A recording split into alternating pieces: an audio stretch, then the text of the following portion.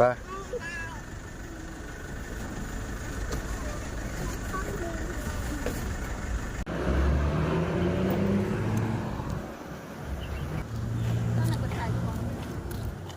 150เนอะ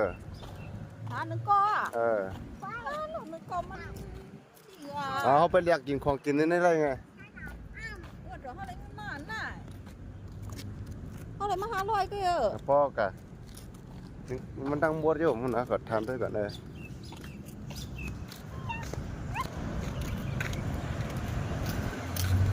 จะไปกรุงเทพอ่ะไปนั้นไปกรุงเทพปะมันนักขึ้นเลยเหรอถ้าเราขึ้นปะเดี๋ยวบอถ่ายปุ๊บคือมอสขึ้นตัวเพลงก็ว่าเขายิ้มจนมาด้วยเอาว่า50ในวันนี้เอาเราขึ้นดีๆนะลุงน่ะ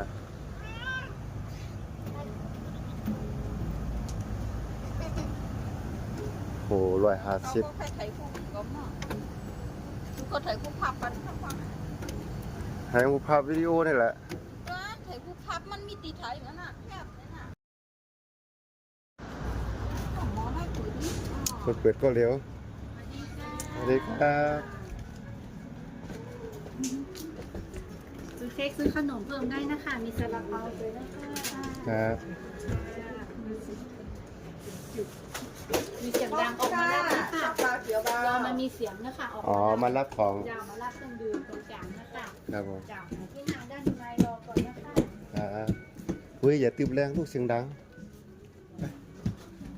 อันนั้นจะไปกรุงเทพกันไหน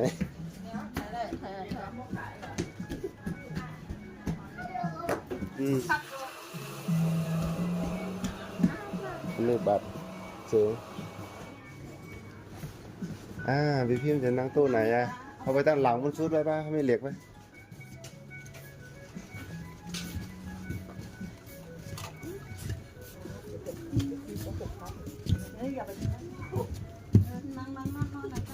นั่นนี่ก็ได้มาให้ลูกมากำเดี๋ยวเครื่องบินจะออกแล้วก็เฮ้ยหนูต้องปีนเครื่องบินเหมือนชีวิตจริงเลยนะนี่พวกปิดได้ด้วยเดี๋ยวก็บ่าย3บ่ายบ่ายโมงออกแล้วเนี่ยบ่ายโมงมันออกแล้วจริงมันออกไปถึงกรุงเทพเราขึ้นกลับมาที่เรือมาชื่อค่ะอันนั้นไปไหนครับจะไปกรุงเทพไปกรุงเทพเหรออ๋อกาแฟแก้ว150แก้ว150พี่น้องอร่อยก่อนจะเดินทางเอามาอันนี้กินของเดี๋ยวของแม่อีกไม่อยากกินของแม่ไข่มุกอร่อย